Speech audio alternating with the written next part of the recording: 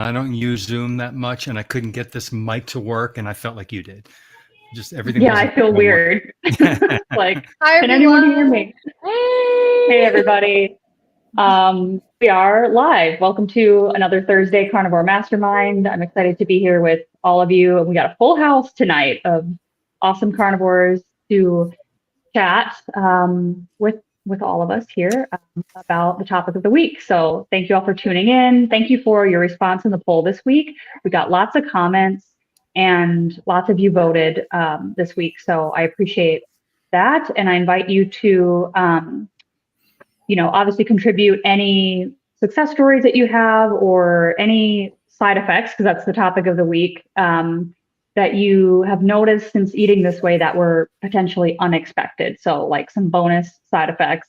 I know we've joked in the past, maybe, I don't know if this was 2 or 3 weeks back, maybe about, the fact that we need like a carnivore commercial or something where instead of how a normal pharma commercial goes, where at the end they have to tell you all the negative side effects in a really super quick, hurried fashion at the end, we could do one that's like side effects may include, and then list all these side benefits that we have, sort of like non-scale victory type things. And so that's kind of the topic for this week. However, I'm going to pull up the poll here so we can go over that a little bit. So I asked you basically that question this week. Have you experienced any side effects that surprised you while eating carnivore or low carbs? I know some of you are ketovore, still including some plants. These could be any benefits that you've noticed that you weren't expecting. So non-scale victories if you're on a weight loss journey, or just any other improvements in your overall health and well-being that maybe you didn't come into this way of eating with the intention to change. So leave your comments and experiences below. And so your choices this week were, first off, yes, I've had several other things improve that I wasn't expecting. And 71% of you voted for that, the vast majority. So that's awesome. The second highest, choice that you voted for was 19%, which was I'm still waiting for things to improve. And we got some comments related to that I do want to touch on today and see if, anybody in the panel can have, could offer advice. And then it was almost a tie between the last two. 6% said, no, really just the one thing I came here for is the main benefit that I've experienced. And then 4% said, help, I'm having a negative side effect. And hopefully you left a comment so that we can, potentially go over some of those things and maybe shed some light on, the different things you could try. So again, we got lots of comments this week. Most everything really positive, lots of you listing, things that you came to this way of eating with hopes of changing, but then all these other things, just kind of came along with it. Warrior of Hardcore says the earwax thing is strange. I thought this one was interesting. It used to be horrible, but now it's almost eliminated. And I used to have bald patches at the top of and back of my head, which first developed around age 19 or 20. And you're 34 now, and they're gone. It took shaving your head to the skin and sticking to this eating protocol for a while, but now your hair is thick, hasn't been this thick in a long time. So something so, strange like earwax, that you may not even think about, has changed in a positive direction. A couple of you commented about no more seasonal allergies. That's super cool. I'm hoping that happens to me because I have suffered from seasonal allergies this year pretty bad. And then a couple of you were talking about, so like Abe Larson brought up he said, severe pseudo-gout in ankles from oxalate dumping every 2 months for a year, debilitating. It's finally cleared up now. So that's something I kind of have a little bit of experience with, thinking maybe that's something to do with oxalates. And then I wanted to highlight this comment here from Tessa Newton. And I've seen you comment on a few other videos, so hope you're watching tonight. But you said, I'm sick of hearing about all the magic surrounding the carnivore diet. I want to hear about all the negatives that people have experienced. I've been carnivore for 6 months, still waiting for magic to happen. And you elaborated a little bit down here that you've been paleo for like the past 10 years before carnivore. So, not coming from standard American, not coming from vegan or vegetarian, coming from a relatively close way of eating. And so lots of people chimed in on this thread, kind of asking questions and then also sharing some things that like sound like oxalate or sound like detox symptoms or something that, took a relatively long time to balance out.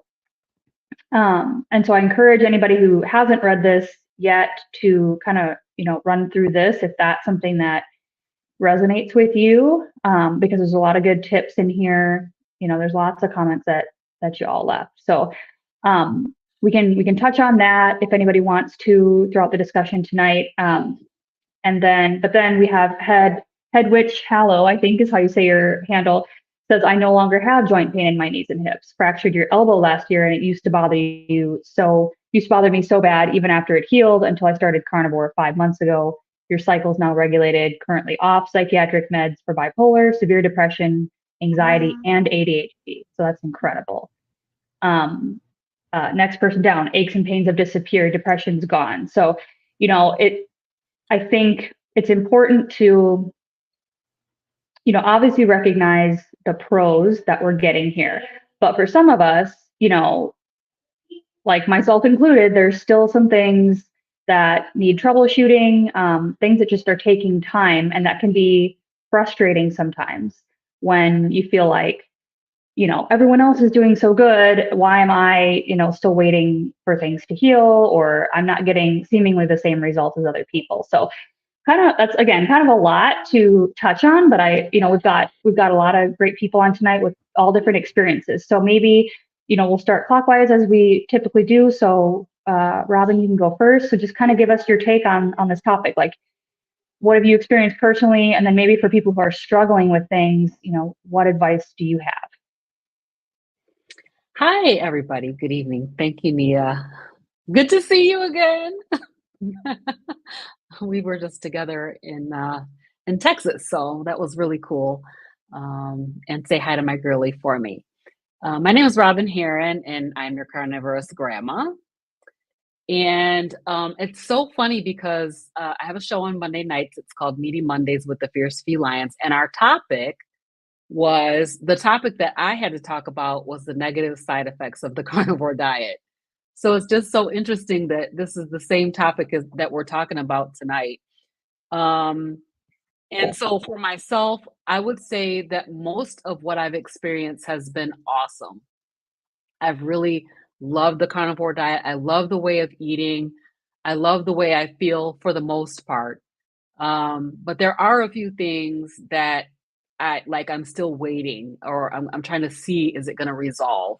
I always talk about the fact that when I first started carnivore, I didn't weigh myself because I really wasn't doing it primarily for weight loss, even though I have weight to lose. So I lost weight, but I am not losing weight.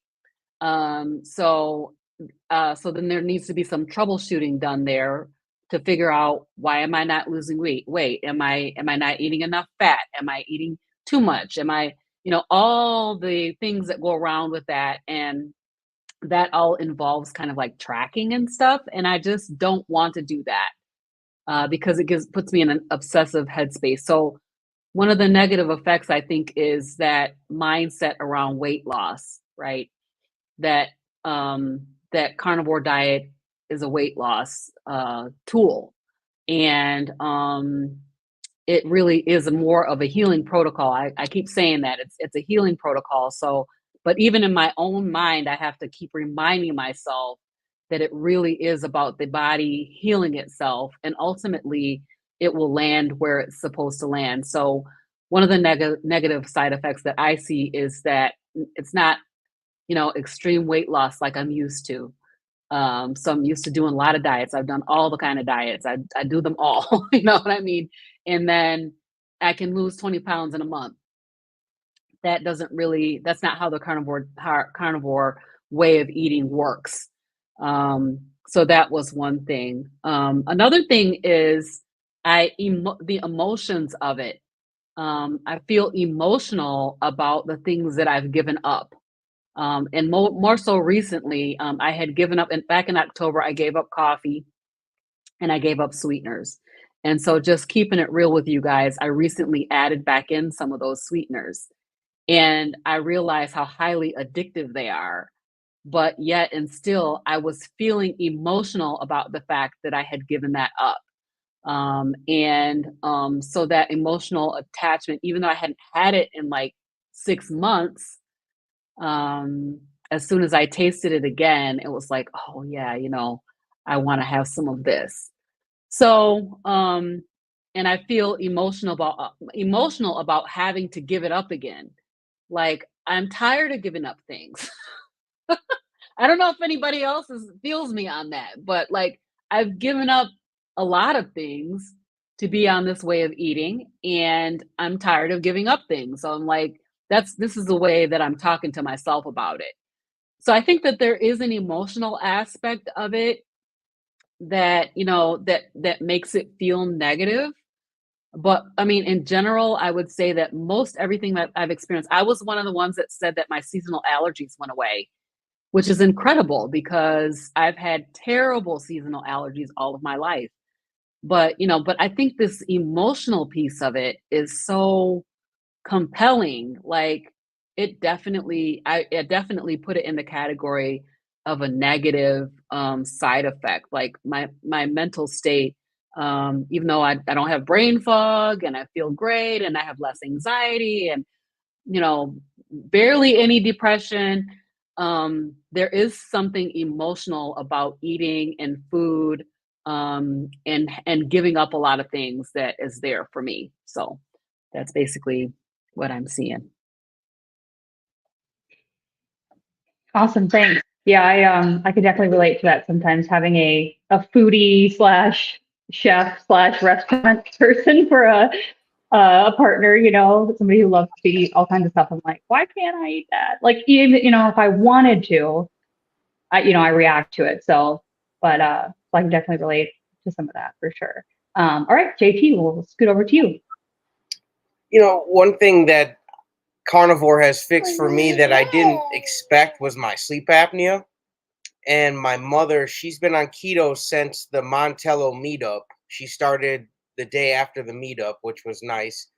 She's already off her sleep apnea machine, her CPAP machine, and she's off her inhaler too. So she got rid of her asthma, which she's had for who knows how long, and she had this cough that's no longer. So it's just like it, yeah, you can lose weight and stuff, which is good. But when you heal your sleep apnea and you can breathe better and all that, it's just I didn't expect it, and I'll sure take it though. It's a blessing. Negative side effects though, I've lost so much weight. I sit on my tailbone a lot, so I've had to do like some Kim Kardashian squats and work on my butt a little bit to try to get those muscles up, so I'm not always sitting on my tailbone. And really, honestly, the only negative side effect, because I feel great, my energy's there, everything. The only negative side effect is now I have such vivid dreams at night, because I don't know if I'm just cleaner, since I'm eating cleaner, but I never used to dream when I ate a lot of carbs. But if I did, let's just say I didn't remember it, okay? But now I don't. I just remember everything, every face, and most of them aren't good dreams. Most of them are nightmares. So that's probably the only negative side effect I've experienced on Carnivore is nightmares.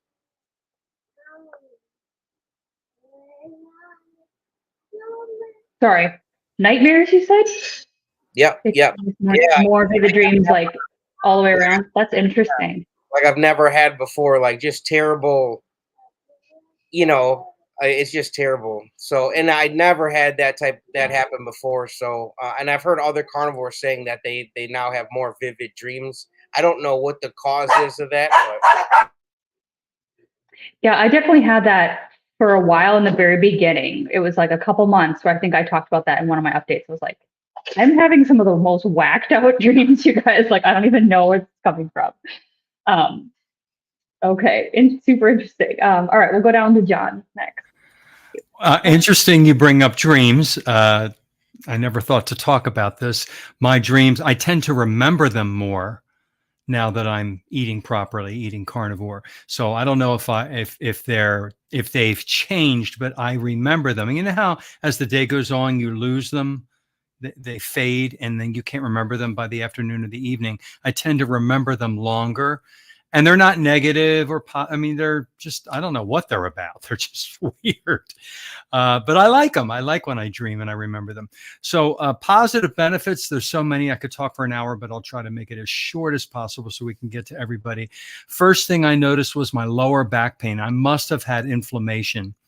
So I lost that inflammation, and my spine, I suffered with back pain for years that came and went. And that disappeared and had never came back since I went on ketovore, carnivore. I've been carnivore for a year and a half, going on a year and a half.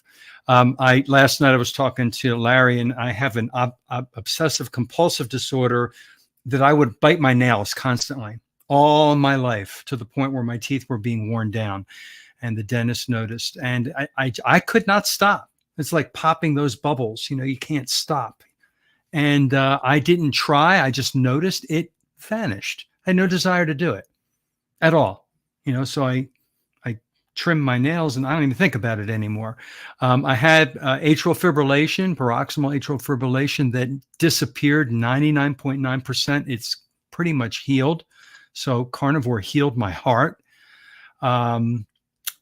Oh gosh, so many, I lost 35 pounds. So those are most of the main positives. I feel younger and healthier.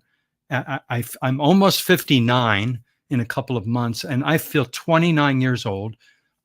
Honest to God, I feel like I can't stay still. I want to get up and go out, and I want to exercise. I want to do things clean, do things around the house. I can't stay still. I have to find things to keep me busy, which is great because I'm getting projects done around the house. Whereas before I would have tired out a lot sooner. The only negative that I had suffered or dealt with while being on carnivore was the constipation issue. And it turned out I wasn't eating enough fat.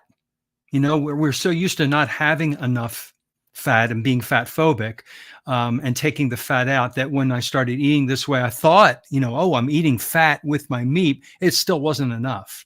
I had to add more. And when I learned to add more fat to my food, that fixed the constipation issue.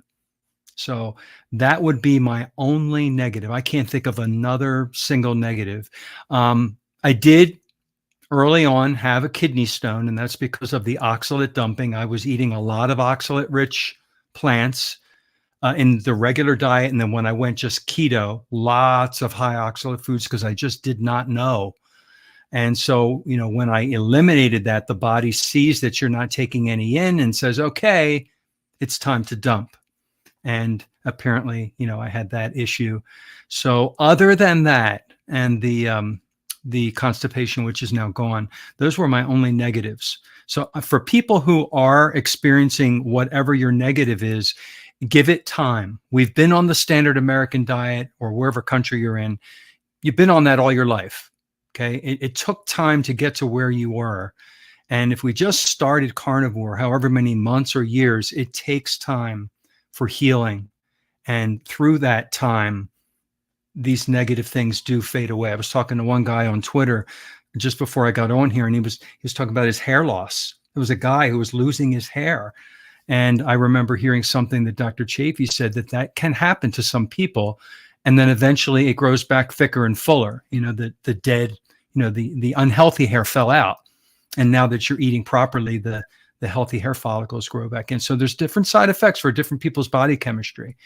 So I recommend carnivore for every human being, because it's our species-specific diet. Agreed. Yeah, I think that's so true. And I like that you bring up the digestion issue too, because I think it does take time for some people to figure that out. And it's not just an overnight adaptation. And I've definitely experienced similar things. And I try to talk about that too, so people know, in general, right? It's like, it's not the fiber issue, it's the adjustment of the microbiome, and it's the fat to protein ratio and things like that. So thanks for bringing that up. Okay. do I go to Ellie next or do I go down to Cami? Which way is clockwise? We'll go down to Cami and then we'll come up. Okay. Hi. Okay. So the things that are good is that I can live on about 6 to 7 hours of sleep, whereas I used to require 8 or 9 to feel good. And it's not like I feel like I have a ton more energy. I just can manage with less sleep. And that is fantastic. One of the bad things is that all of my shirts have grease stains because I'm cooking with grease constantly. I need to design like a whole, I don't know, like a hazmat suit to wear when I'm cooking, because it just like up on my shoulders, I have grease stains. It just flings all over. The other thing is that I'm completely obsessed. I'm so boring. All I think about is carnivore and food and stuff like that. Like, I don't even, like, people don't even want to talk to me because I'm just like so obsessed with carnivore. And every person that I see, I say to myself, they need more meat. They need more meat. They need more meat. Yeah. So that's my new solution to like every problem in the world is people need more meat.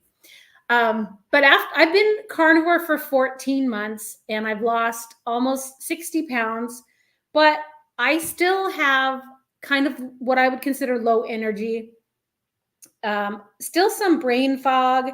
I still have autoimmune issues with Hashimoto's, and I've started doing, I drive an Amish guy to work. And so I spend a lot of time in the car, sometimes like 4 or 5 hours a day. And so my back is hurting, and I never had back pain before, but I mean, that's probably a strength issue. And then since I started carnivore, I've gotten PVCs, which is like premature ventricular contractions. I never had those before, and I feel them all the time. And people have said, well, it's probably electrolytes. Nobody eats as much salt or drinks as much electrolytes as I do. So that's not the issue. I don't know what the issue is. The doctor told me, well, you only have a couple hundred a day. I just had somebody that had 10,000 a day, so you're fine. Well, that's not how health works. It's not because I'm not as bad as that guy. There's not a problem. So I thought that was a weird comparison, but doctor doesn't consider it a big deal. So, and I get Charlie horses now, which also makes me think electrolytes or magnesium. But again, I take a ton, so it's not that. I got a bunion, like the cramping in my foot. My toe is like going the wrong way. And I have a ton of tartar buildup. So I feel like these are all signs. I think the tartar is like oxalate dumping, like building up on my teeth. So I can tell that my body is still doing a lot of healing. And, you know, as I continue to lose weight, you know, that's just more toxins being released that my body has to figure out what to do with. And I'm not even halfway through my weight loss. So I don't feel like these kinds of things are going to resolve. I'm not looking for them to resolve in the next couple months. I'm thinking a couple more years. Like Carnivore Soldier always talks about how these seed oils will be in our bodies for like another 5 to 10 years.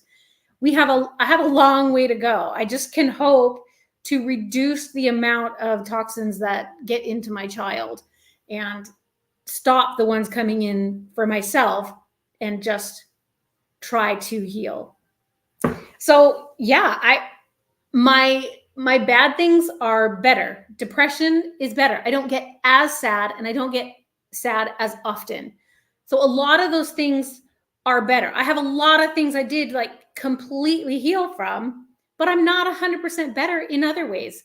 But I'm not going to walk away from carnivore because I know how much it's helping me in all the other ways.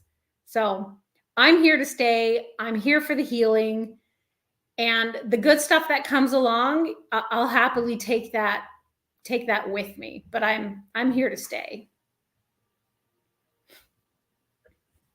I love it. Me too. I'm in this thing for the long haul. It's like, what am I going to do? Go back to all the other things that didn't work, you know, or made me feel worse, you know? So like, I think that's such a good attitude to have. And that's how I try to look at things too. It's like, things are going to adjust for a while, you know, like I was I've been sick for almost, 15 years. So like nothing's going to change overnight. Okay. We'll scoot up to Miss Ellie next. Hi everyone, so glad to be back. It's been like a month. So happy to be here and share all the good and bad things, the side effects of carnivore. What? That's a thing? You know what? I think it's so interesting because the first thing I thought I needed to do with my life was to lose weight. And I thought, okay, I did keto before, that helped, and all these things just like went away. And like my depression, my rosacea, my irregular periods, and knee pain, eye floaters, dandruff, like all that horrible stuff. So I went into carnivore, with a lot of, hope that I was going to find relief. And I think that I definitely have had a transformation. I really do. But people hear that and they're like, oh, well, not everyone is like a success story, but there are things that in my personal experience that are difficult and they're hard. And one of the things is that I've shared, on my channel that my kids, I've been trying to feed them a carnivore diet. And I think that has been one of the most difficult things. Now, that isn't me personally, it's not my body, it's not what I'm going through, but it has affected, my everyday life because my daughter struggles with eating it and eating, so much meat and stuff like that. And I have to, and I'm going to be making like a video about this, addressing it fully, but it's caused me to be very upset or triggered or just like really like I lose my cool a little bit because I'm just like, please eat. I know that this is like the right thing for you to eat, but it's sometimes it ends in tears, and I don't want to ruin my relationship with my daughter. I don't want this to cause an issue with her. So I've had to step back from that a little bit and just kind of focus on whole foods, not putting any pressure on it. And because of that, I've had to look deep inside and to really think about, well, why am I getting triggered? Why am I so upset? Why am I putting so much like pressure on this little girl who just wants to, she wants to eat and she wants to go play. Like she doesn't want this, like this tension. And so I think that that's been, it's kind of like a negative and a good side effect. Like it's made me have to look really deep inside and like kind of face these inner demons that I've had, these things that I kind of just like push away. And I'm just like, why I get angry, why I get triggered. I just kind of like, don't want to deal with it. But now it's like, I have to, because I'm thinking clearer. And I have a really good mindset now versus the depression that I suffered with and the panic attacks that like ruled over my life. And it's like, if my daughter's not eating for long periods of time, it's like that's not good, And so I just try to make sure that there is as much meat as possible. And just trying to pick the lowest oxalate causing foods as possible and just try to make the best decision for our family, because we can all come online and say all these amazing things, and I'm one of them. Like I started my channel because of the transformation, but it's like I think that's been a really negative side effect for us. But I see the difference when they eat more meat, and that to me shows me that when she gets older and she's able to process things, her emotions a little bit better, I think we're going to be able to be successful with it. So I think that's just been like the hardest thing I've ever had in my entire life, I think. But it's also like there's hope that it will get better. And I know if there's an issue with her food that I can always go back and like bring back the carnivore foods. You know what I mean? So sorry, I talk way too long, but that's just like something that's been on my heart and my soul, and it's been really tough, to say the least. No, I appreciate you bringing that up. And, obviously, I don't know if everyone knows, but we talk all the time, and, we have kids our daughters are very similar age. And so we talk about this a lot and kind of go back and forth about how to do this with kids, because it can be difficult. And we live in a world that's bombarded by all the stuff that we, mostly don't want to have our kids eating. And so it's very challenging to find that healthy middle ground between having a good relationship with food and giving them what they really need. So yeah, that's definitely something to look at. Just before we get to Larry, I'm going to interject here. I've now kicked 3 people out of this chat. So the rules are, guys, you can ask a question. You don't have to agree with us. You don't have to be a carnivore to be in this chat. But if you're rude, or if you're insulting, or if you're just causing problems, I will ban you. Okay? No questions asked. So that's the rules going forward. If you want to ask a genuine question, that's fine. But don't be mean and rude. And okay. Anyway, we'll move on to Larry's next. What's your thoughts? You're super nice when you kick people. I'm not a nice guy, but I'm an Army retiree. So, my message will be kind of Army-ish, I guess, on this, because everyone here is talking about, the negative side effects, and there's negative effects or different effects that happen. First, I'll say that there's a lot of positive effects. I have injuries that are lifelong injuries from my military service that have pretty much been nullified. I mean, the pain, the constant chronic back pain, ankle pain, shoulder pain, every day, waking up in excruciating pain and trying to walk like snap, crackle, pop in the morning, all that's gone. Okay, if that was the only thing that happened to me, that would be amazing. And I would be like so grateful, which I am. But on top of that, my mental health, my motivation, my optimism, my planning for a future, my life has changed in a positive way. Going back to what we were talking about, where some people have different experiences with this, all I have to say is you just go back to what Dr. Chafee talks about with there's no such example of 2 members of the same species on Earth that have different optimal diets. Okay. There's enough evidence that this is an optimal diet, or maybe the optimal diet for humans based just on this panel. But not only that, but all the people we see. So just because it's not happening for you yet, you have to have faith and put the work in that this is the optimal diet. There's enough evidence out there, and it will work. But I think we need to also sorry, that's Duke playing with a toy. Duke, don't stop. He's playing with his toy. My dog's here. He's got a squeaky. But I think we need to not let perfection become the enemy of excellence. Okay? And you're not going to get perfection. I'm probably not. You know what? I'm disappointed. I don't have 6-pack abs yet. I'm disappointed that my arms aren't 22 inches yet. I'm hitting them hard, but I'm 58 years old, right? And I've done a lifetime of damage. And it's reversing so rapidly, it's almost beyond belief to me. But I'm putting a lot of work in, okay? And this is a simple diet, but it is not easy. If you think you're coming in, it's going to be easy. It's just going to be, oh, I lost weight. Oh, all these things went away. Oh, I don't have eczema. Oh, okay. A lot of that stuff's going to happen. My allergies went away. A lot of things that'll surprise you. You don't expect it. But guess what? It is a lot of work, especially in the beginning. It is, like Robin said, the sweeteners. I mean, I'm an addict, right? And every now and then I do introduce a little sweetener back in, and I immediately start getting cravings. So I know I have to cut it out. That's just, you have to learn your body, your N=1. Now, certain people in my family don't have that issue. My son, he's never been addicted to sweets. When trick-or-treating, he would get a huge bag of candy, give almost all of it to his classmates, and just keep a small bag of what he liked and put it in his drawer. And I'd end up throwing it away 2 months later because he doesn't eat it.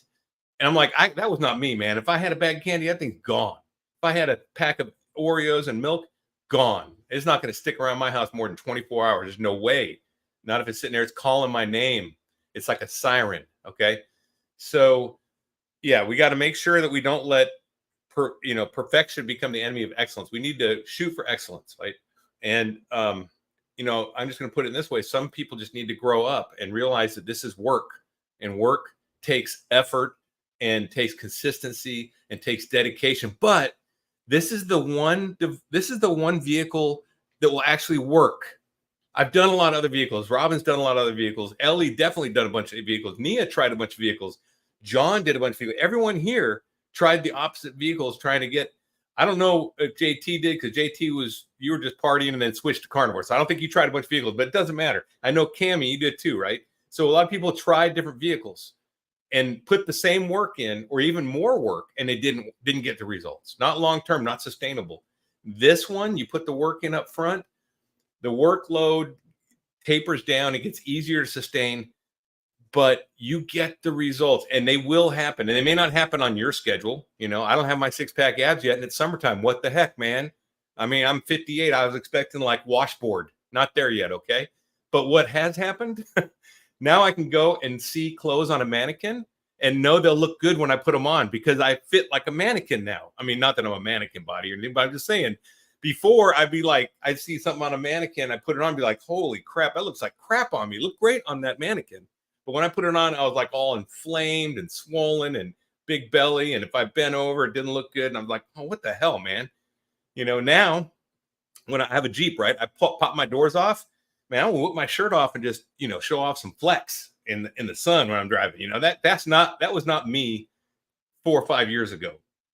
So you just have to trust the process. This is the vehicle that works. I am just telling you, there's no and ifs or buts. This is the optimum diet and your body will be different than mine. Your body it's not a weight loss thing. It's not even just a healing thing. It's an optimization thing. Your body will be optimized for what it's designed to be. And it may be different than me. I'm going to be stronger than some people, weaker than others. Some people will be much faster than me. Some people will have, you know, are smarter than me, can are better orators, whatever, better writers. You know, it's everyone's individual, right? And I'm just saying, this diet will optimize your ability to do the things you want to do. How about that? And it's going to give you the motivation to get out and do it. I mean, all of us here, I'm sure, all of us, when we went down this path, we started getting energy and needed to find a way to focus it, whether it's going for a walk or doing something. But we couldn't just sit on the couch anymore. I mean, I couldn't. And I think that even just that alone would have been huge. But when you start adding all these things together, that's why I like to say that this is not just a diet, it's a life-changing event. And it changes the direction of your life. Okay. You just have to trust the process and you have to put the work in and grow up a little bit. And yeah, it sucks that I can't have ice cream anymore. That totally sucks. I used to love Magic Shell. You ever heard of that stuff? You put it on the ice cream and it hardens. Oh my God, that's the best. Go read the label on that stuff.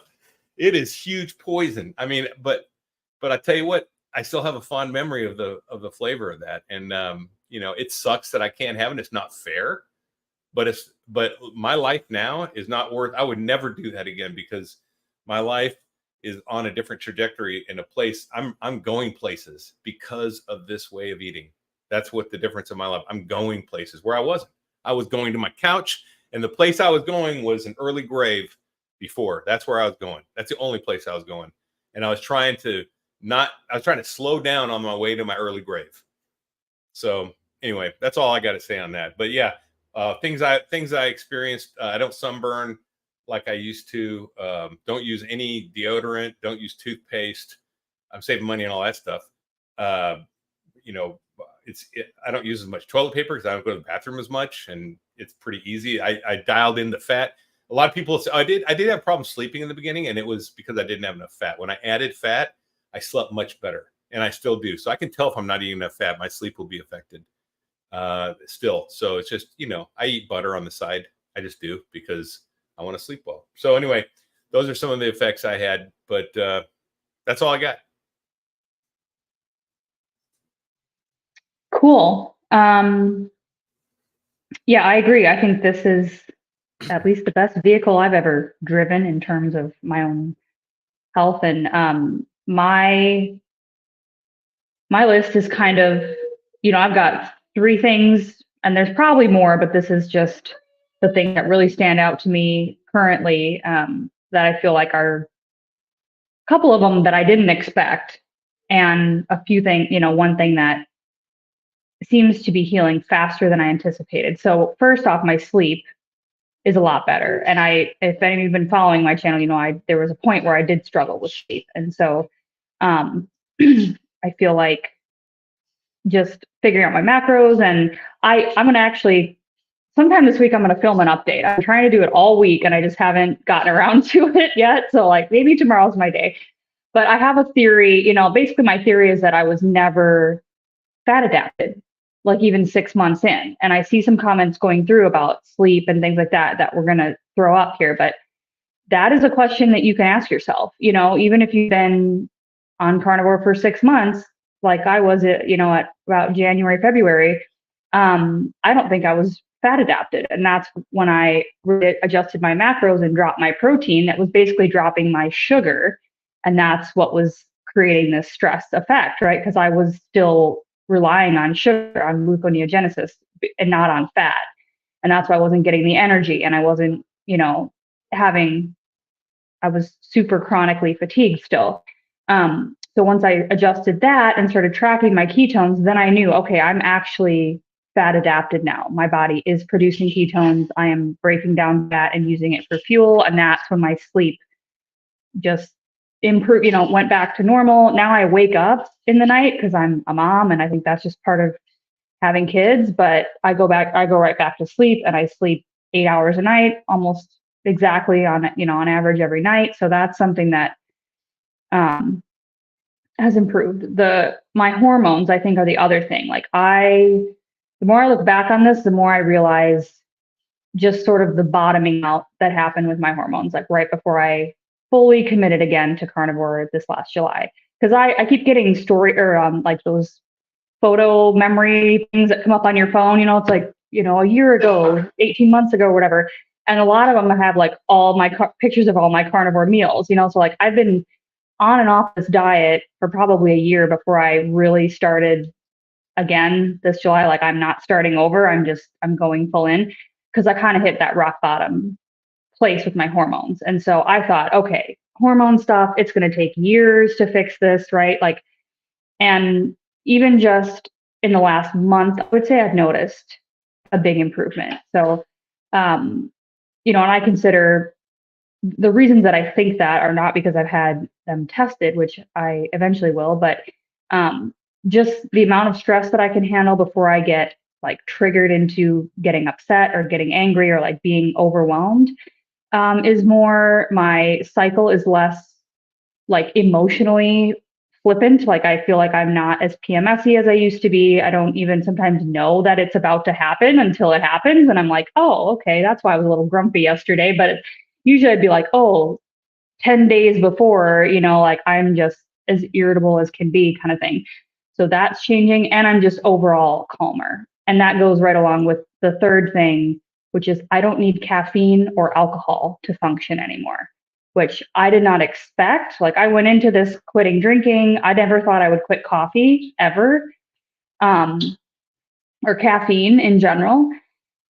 And my goal was not to quit drinking for a long time. I was like, I'm just going to go till New Year's, you know. And then when I got there, I realized I didn't have the desire. And I've, you know, told everybody on my channel, like there's been a couple times when I've had like a glass of wine or whatever since then, but it hasn't triggered me into like this binge drinking thing that I used to do every single night of my life for like 10 years, you know, where I would just drink to blackout basically every night.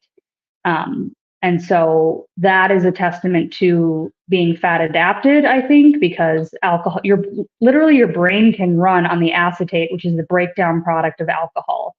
That's, you know, when the liver breaks it down, acetate's produced and you can run on that. And so I think I probably was running on acetate as, you know, how my brain was functioning for a long time.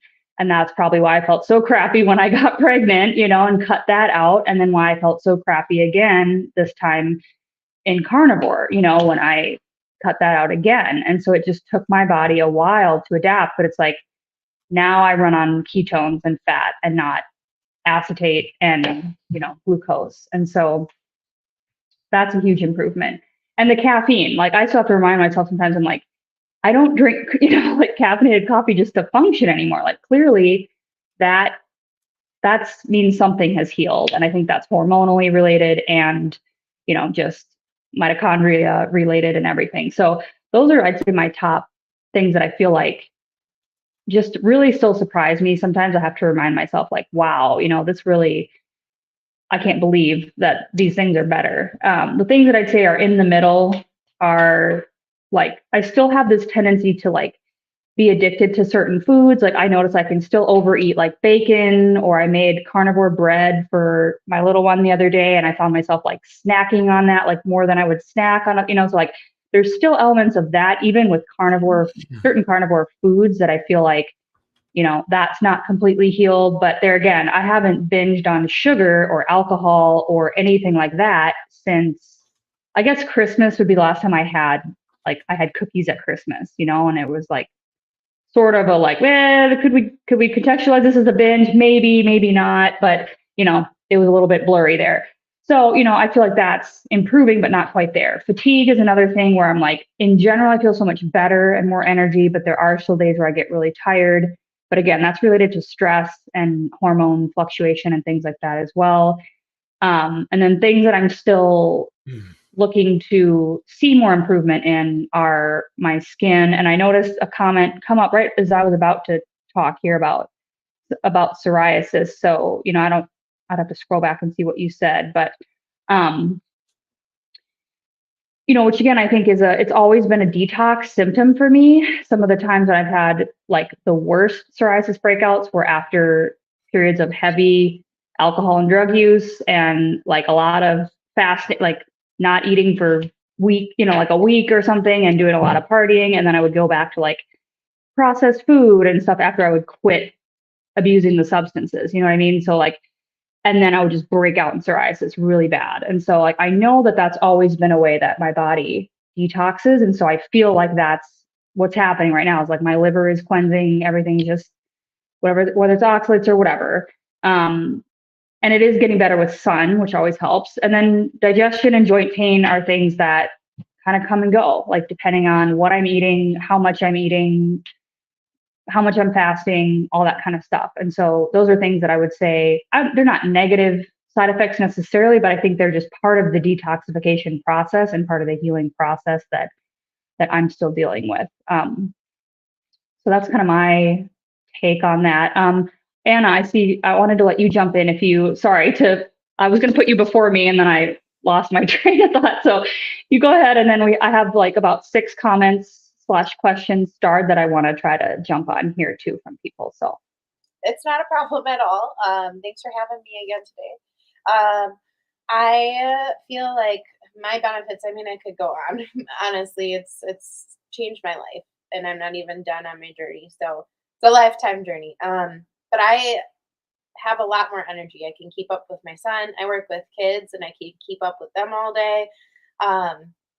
Yeah, I've gotten better sleep.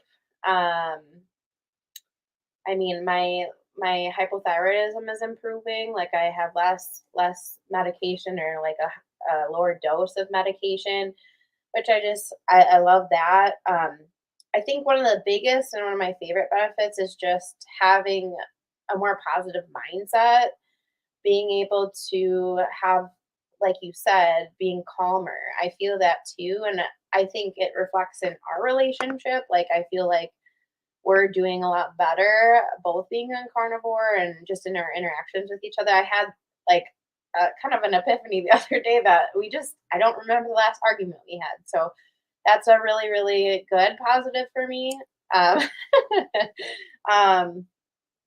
And I just have some mental clarity. I always thought it was because, I had brain fog because of my hypothyroidism or whatever, but I really now think it's because more so of my diet and everything. And I forget what else, but there is one other thing too that I was like, wow, this is impacted by my diet. And I used to have, I think it was the dry patches on my ankles. I used to have these really dry patches on my sorry, I'll help them in a second. But I used to have dry patches on my ankles, and they always were inflamed, especially around cold, but those are gone. I just realized the other day that they're gone, and I was like, what? This has been here for ages. Like, I don't know what it was. It was just always like that. And then, too, I've noticed, like, my skin tags are going away, too. So that's just another great thing. And, of course, I think I went into carnivore for the weight loss, and of course I've lost quite a bit of weight. So that's another great benefit. I mean, I could really go on because the benefits are really, really plentiful. I think the only drawback for me that I struggle with sometimes is just feeling like, you have all this information and trying to get your family and friends to get on it, but they're very resistant. And you can see that they have health problems, but they're not willing to do it. I've had people who say, I'm not willing to give that up, not willing to do that. And I'm like, in my brain, I'm like, but you could live longer, you could enjoy life better, you could feel better. And it's kind of hard in a sense, like knowing the answer for a lot of things as like how to make people feel better, but not be able to reach them far enough or for them to make that push. And of course you can lead a horse to water, but you can't make it drink, as they say. But I think that's hard for me. Like I've been having more conversations with my family, and it's, you get eye rolls and things. And I'm like, part of me just really wishes people would take it a little more seriously. But I know seems extreme, but like for me, and I thought that too.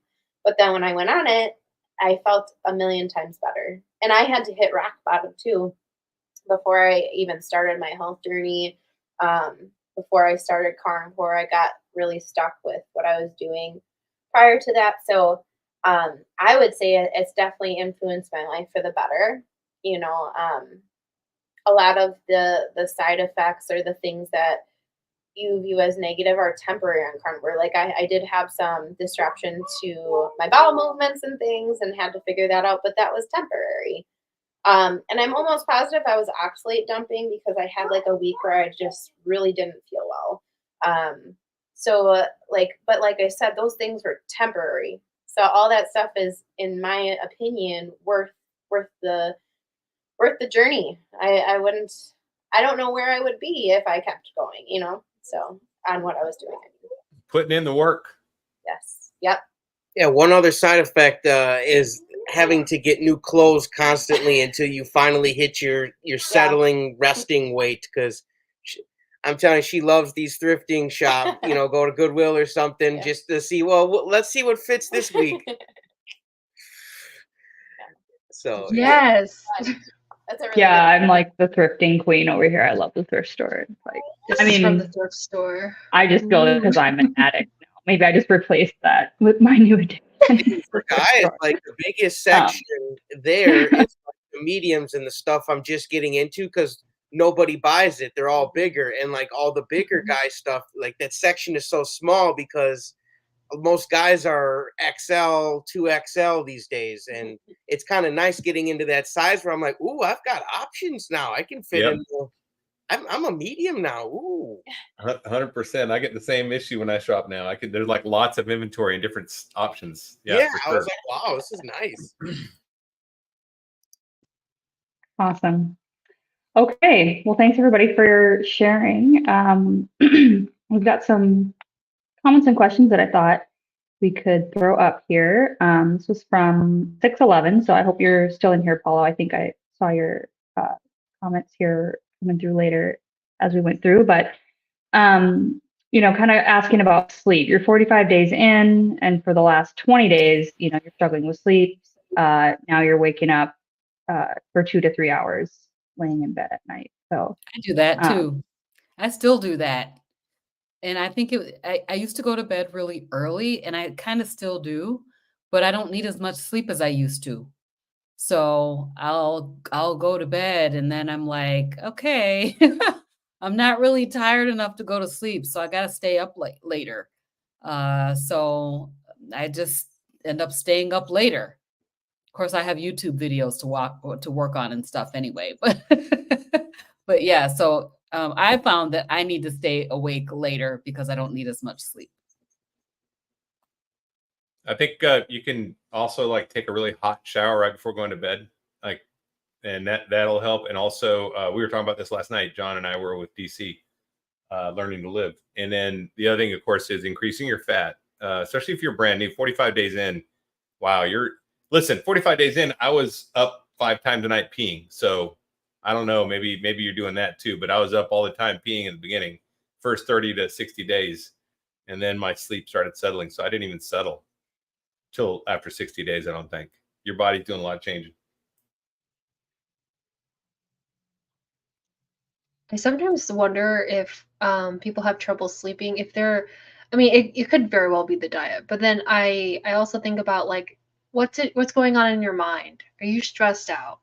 Like are you like worried about the carnivore diet and you're like I'm only 45 days in and I still haven't had any miracle thing, you know? It's like something that I like to do because I do have this happen to me sometimes, but I also have two of my own, and then I watched my friend's son. So I have three toddlers. Well, he's not a toddler, but he's a baby. So two toddlers and a baby. So I'm very tired at night. But I like to listen to like atmospheric sounds, ocean sounds, rain sounds. You obviously want to have, you know, no blue light like before bed. So if you're doing this right before bed and then you're like, okay, I'm gonna go to sleep, like that's not gonna be benefiting you at all. You know, just all the classic tips, like making sure your room is dark and it's cool. Like think about like how a baby would want to go to sleep. And I think that if you're having, I think sometimes we have these like racing thoughts in our mind, and it's good if you're religious, pray on it or just meditate and like just try your best to clear your mind.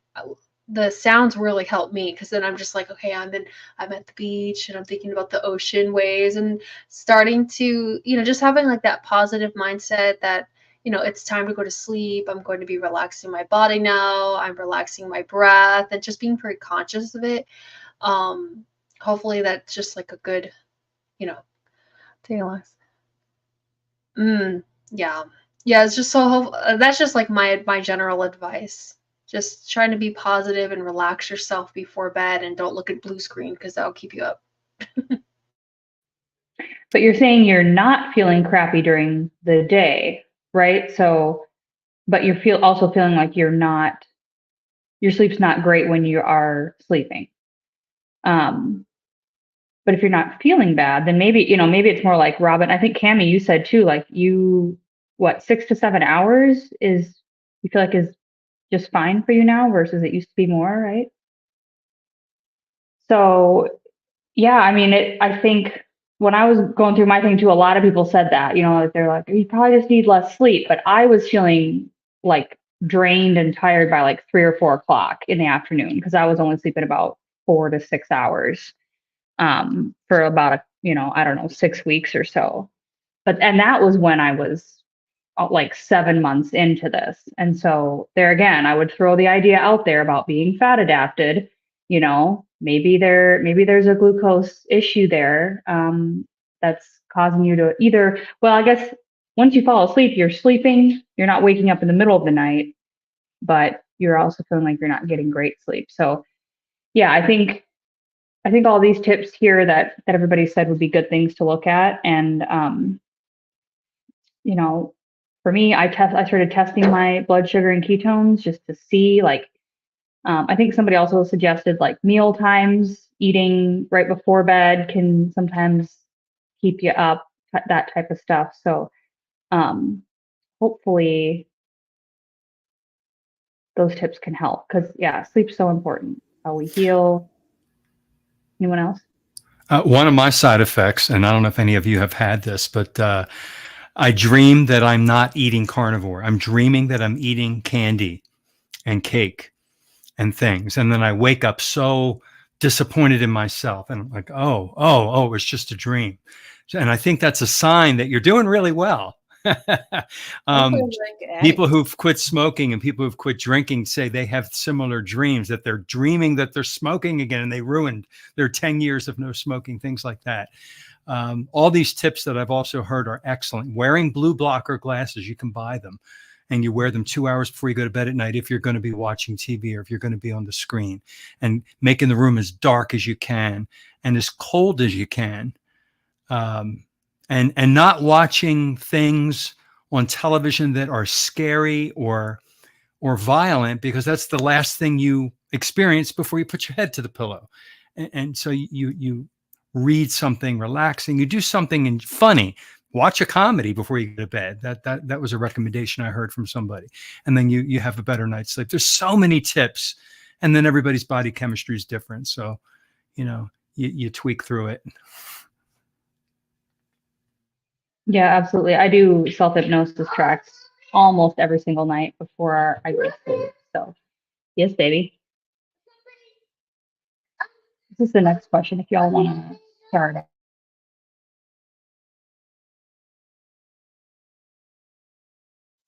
That's so funny.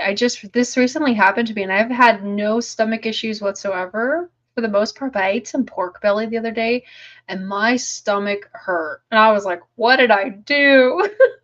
You know? So I think that sometimes just depending on what you're eating during the day, it can happen, just like yeah, just like anything else.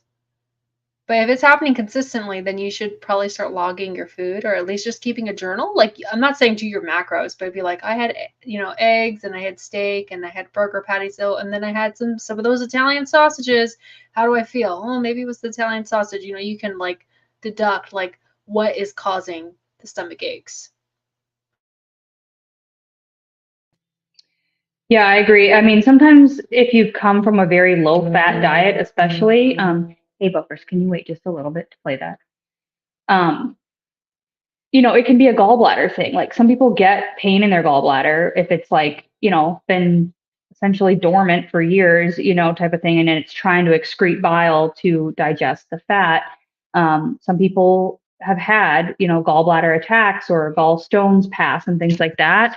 And so that's not the carnivore diet's fault. It's just, like if you came from a very low fat diet for a long time, you just have not been flexing that gallbladder, and the bile is probably all solidified into little stones in there. And so it's going to take time.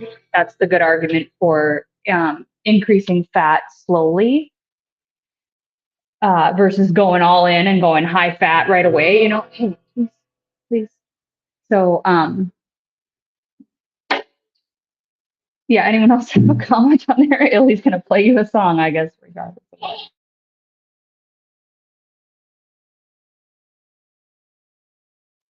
So anyway, I would go easy on the fat and see if that helps. And then, if you're having like pain that's concerning, go get it checked out for sure, because you never know. It could be something that needs doctor's attention. So, Papa Carnivore, how do each of you deal with family or friends' objections to your way of eating?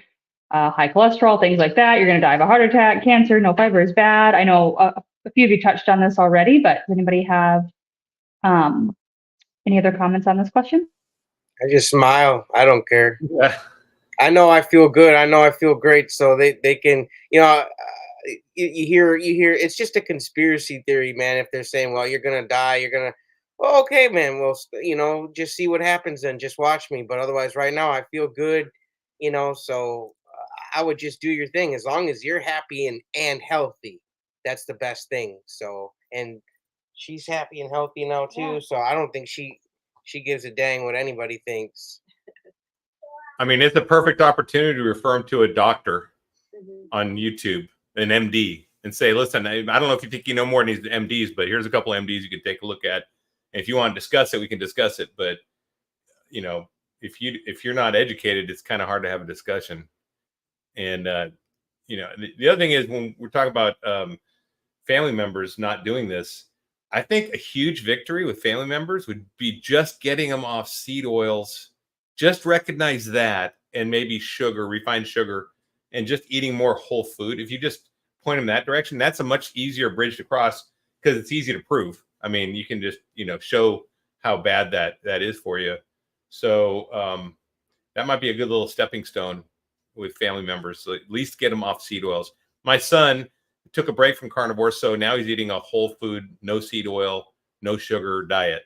And, yes, he has some bread every now and then, a couple slices a week. I mean, his body's so resilient anyway, but I mean, that's a win, right? Because and the other win is he knows he's done it before. He knows he can go back to it. He can watch me do it and then he can meet people like, at KetoCon that have done it, that are doing it, like all you guys that are going. Not everyone's going, I get it, but the people that are. So this is really an amazing opportunity to share when people do bring up their health concerns. I thought you can do it in a thoughtful way too. So you say that's a very good concern. I had the same concern. This is a sales technique. I had the same concern when I first heard it, but these doctors and these studies showed that this is safe, and you should take a look. I'm not the expert; these guys are, and just deflect. Right. But I don't like to get do that argument. too. You won't argue anyone into this. Just like you won't argue anyone into a faith or political side. Just be understanding, and they do have your best interest in mind, and keep that in mind. And just say, that's a good thought, because like I said, I felt the same way. But then I researched, and this is what I found. And if they've known you for a long time, right, they've watched your transformation, and you are the model. And that's a longer term solution. But again, saying it's not me arguing. Here's what Dr. Chafee says. Here's what Dr. Berry says. Have the links or the articles or the studies handy, and say, you make a decision. I made the decision. This convinced me, and then you just talk about yourself. I've had this wonderful thing happened to me. I've lost this. I've felt better this way. And you, like Larry said, you absolutely cannot. What is it? You can't lead the horse to water. You can't make him drink. You absolutely cannot argue them into doing this. But if they really want to do it, if they are ready, they'll listen, and they'll look on their own if you point them in the direction. I had this conversation over on Sunday. Actually, my mom threw me into this conversation talking about seed oils with my father-in-law, and got into a little bit of I don't like to talk about it really with my family and friends unless they ask me specifically. If they ask me, I'll just tell them everything. But if they don't ask, I don't want to talk about it. That's why I have a YouTube channel. I can talk all I want. But my mom got me into this conversation about the seed oils, and it was turned into a sort of a little bit of a debate, because he was like, well, you think all these doctors are wrong? And I was like, well, I think they're misinformed. I think they're misinformed, but who am I to say? You know what I mean? I'm not a doctor. And so I just prefer not to get into it with them, actually, unless they come and ask me a question. And we know that seed oils are terrible. So I was explaining to them about they're highly processed. They use all these chemicals and detergents to clean them and make them smell so they don't have a smell. And they're just really highly toxic, and they stay in your body forever. And so then he asked about olive oil. And I said, well, most of the olive oils are adulterated unless you get a really, really high quality, and read the labels, and you're going to, spend a lot of money on olive oil. So he asked, well, what kind of oil should I be using? And I said, tallow and lard. And he said, I'm not going to do that. No, he just had open heart surgery. So he's, of course, afraid of tallow and lard, which is the complete opposite of what he should be afraid of, right? Just going back to the seed oils and all of that, and, drizzling the olive oil on your food, and that stuff is going to cause you so many problems. But when I said lard and tallow, I lost them. So it's just, I don't even want to get into these discussions unless somebody has a question for me. Yeah, and I think it's important to just guard your heart, because if someone is coming at you with combative words, it's like you should just be confident, but no overbearing, like Robin was saying. With my daughter, it's not like she's eating standard American. she literally is eating meat, some fruit, and every once in a while she gets a sweet potato. It's not that bad. I should have prefaced that, but it's I don't want that bad relationship with her and food. And then, people question it with my kids too. They're like, oh, wait, you're not feeding the vegetables? And then all of a sudden I'm the bad mom, or, I hear through the grapevine, because no one talks directly in my family. It's all gossip. And then it's like, oh my gosh, I can't believe she's doing that. I thought she was smarter than that. And that strikes a chord, it's because I have issue. I was talked down a lot about my intelligence growing up, and just being a more bubbly, happy person, and then that made me clam up and close my my openness, my willingness to share with others. So yeah, just guard your heart, be confident, and just be the model. That's the best thing you can do. Let's not fight. It's we want everyone to be healthier, right? So if you're positive about it, maybe they'll catch on. It's a disease.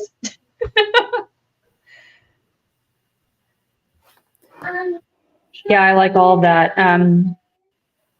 It's a situation by situation thing. I think there's strategies for all different situations. Well, I know we're after the hour, and I still have, let's see, like 4 questions starred here. So does anyone need to leave right now? Here's your window. Gotta go, JT and Anna. Okay. Thanks for stopping by, inviting me. Yep. It's nice talking with all Thanks you. for coming. We got to make I'm heading out too. We're Bye, hungry. Cookie. Guys. Everybody bring your Thank you. dog Okay. next. I Thank like you, looking Larry. at the dogs. I know. Carnivore dogs topic for next Yeah, week. exactly. There's Yeah. Toddler Hey, dude. and guitar. And it's got all Yeah. these little, yeah. Good boy. All right, bye guys. All right. Okay. Bye. Okay, so we have a few more questions we can run through here quick. Was it Dr. Rennan's house? Second question, you're also having bad leg cramps. I'm guessing Redmond's real salt and use Element daily. Will this pass? Yeah, I would say I saw some things go through the comments. I think that really did help with this question. Trying different magnesium brands, trying different amounts of magnesium, different times of day is probably, I think, the summary of what I saw go through. Anyone else have a comment on this one? Sometimes it can be potassium and not magnesium. So with Redmond's, you're getting both, or with Element, I mean, you're getting both. I use Redmond's Relight, which has a mixture of the two. And just make sure you're drinking a lot of water, because when we have electrolytes, if we have too many electrolytes, then we're getting dehydrated. So make sure you're having a lot of water with those electrolytes that you're adding. And I did have cramps, and it was potassium related. And I took potassium supplements at the very beginning. I don't get them anymore. So everybody's different. Yours might be magnesium. It might be just dehydration.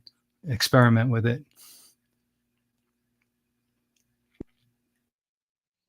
Awesome. Okay. Thank you.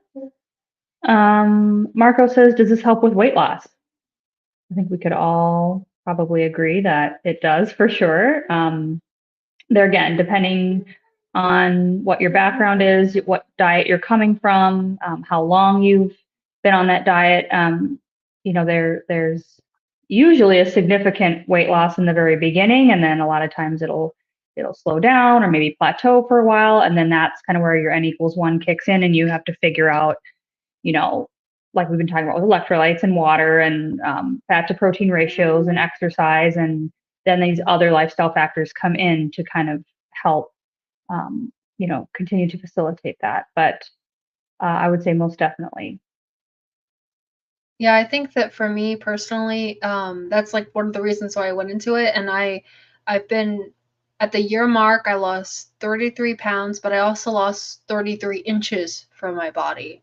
And so I was really like toning up, and I did not work out at all. No, thank you.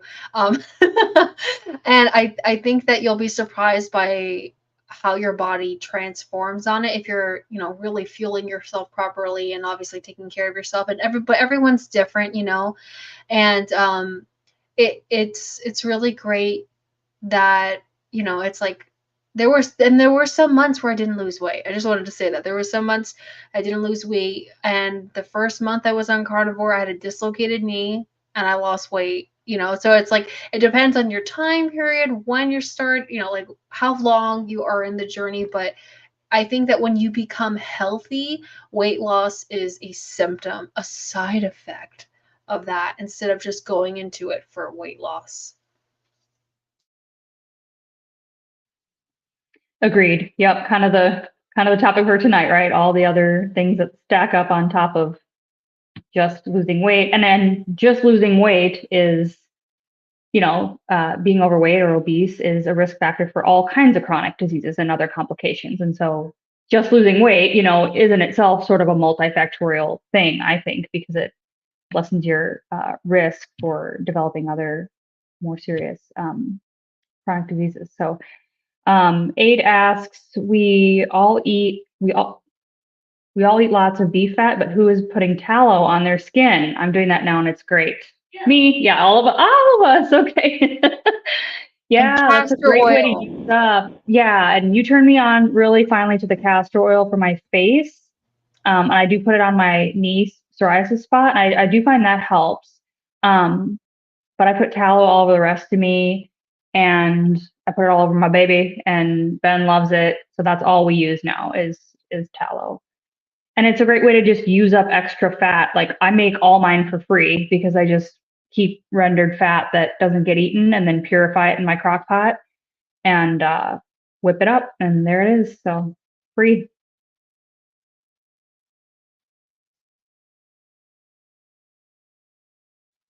Okay. Mary asks, okay, 2.5 months carnivore weight loss. This far in, struggling with constipation. Had weight loss or weight, not sure what that means, surgery many years ago. Hard time eating enough to get enough fat. Any suggestions? So was it like a gastric bypass or something like that, I'm assuming then? So, I don't have personal experience with that. Does anyone else have a? I have a few friends that had gastric bypass, and they have difficulty eating fat. They have to have a lot of small meals. We as carnivores we do OMAD or 2 meals a day usually. And people who've had gastric bypass or the gastric sleeve, they have this little teeny little pouch, and they can't eat.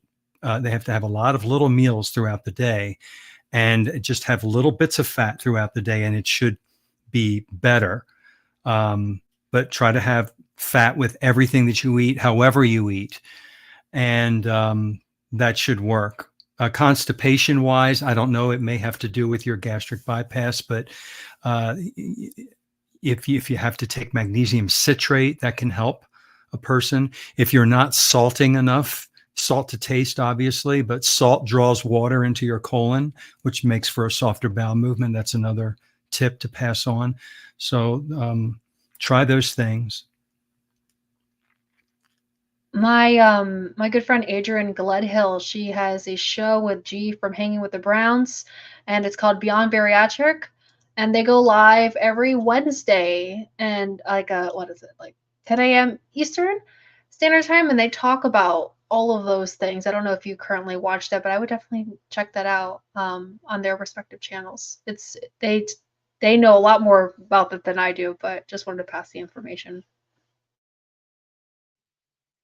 Yeah, that's great. I was going to mention that, but I couldn't remember. Yeah, what day it was or what all the details were. So I'm glad you brought that up because I didn't either. I looked it up. Oh, okay. Yeah, they both carnivores, right? And they have experience with both, so that's cool. Yeah, you can pretty much find in this community somebody with almost anything, like whatever you have or whatever surgery, missing a gallbladder or whatever, like you can find somebody who's figured out how to hack this. So okay, this is the last question I saw come through from Susie. Does anyone do grounding or earthing? Have you seen any health improvements from this? So I've been sleeping with a grounding mat on my bed for the past 3 years.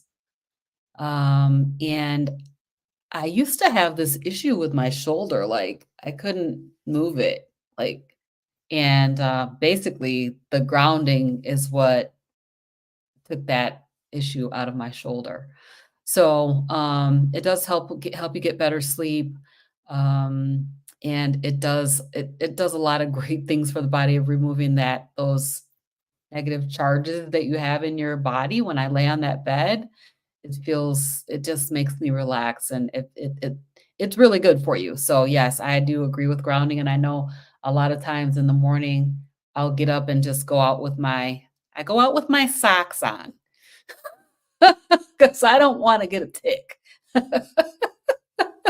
So I go out with my socks on and just stand outside and try to get that morning sun and stuff like that. So it's definitely really good for you. I live in South Florida, so it's warm most of the year, and I go out barefoot, take a walk barefoot, get my mail barefoot. I walk around the yard as much as I can, get my sunlight and barefoot. And I know, I think maybe because I know mentally I'm grounding, that I know that my blood pressure is coming down. I say to myself, I'm grounding, and it supposedly lowers your heart rate. And yes, we are an electrical system, and so grounding, it's very healthy. I don't have a lot of measurement to share. I don't know if anybody can do that, but it's an interesting concept that I learned about not that long ago. And I think I used to walk around barefoot and didn't know it, but now I'm conscious of it. So I do it more. And then I have to wash my feet, but I don't care. I'm a recluse and I have bad habits from when I was very depressed, and I don't leave my house. Might have agoraphobia. Just kidding. That's horrible disease / mental illness. I should not have made that joke. Okay, you can cancel me now. It's getting late. You need to get outside. We try to get, I live in an apartment, and so I don't have a yard technically. But I do have a balcony now, so I'm like trying to get out and at least get the morning light in my eyes, because I usually go and sit out there first thing, before I look at my phone, before I do anything else, and just like drink my mineral water and like try to just get the fresh air and the light in my eyes. But now that it is warmer here, what I try to do is when we go to the park, which we do almost every day, I try to like take my shoes off and walk barefoot on the grass or even on the concrete. I know that's not technically probably the best, but it's like, as a kid, I was always barefoot all summer, like I just always remember being I never wore shoes in the summer, and growing up in Wisconsin. And I lived in Florida too, in like Tampa area for a number of years. And I was barefoot all the time too, at the beach or in the yard or whatever. So I can't really measure if that, how much it does or what exactly it does, but I think it makes a lot of sense. I think that, again, that's ancestrally appropriate, right? We would have had either very natural, like leather shoes that I think are, maybe, John, like it's more conductive, right? Because you can have shoes that have different soles on them that resist that connection. Well, most like of us have rubber or soles, right? And that's right. an insulator. And thousands of years ago, whatever we did, we had our foot is living leather, and then we're putting it in leather. It's I believe it's conductive. Mm-hmm.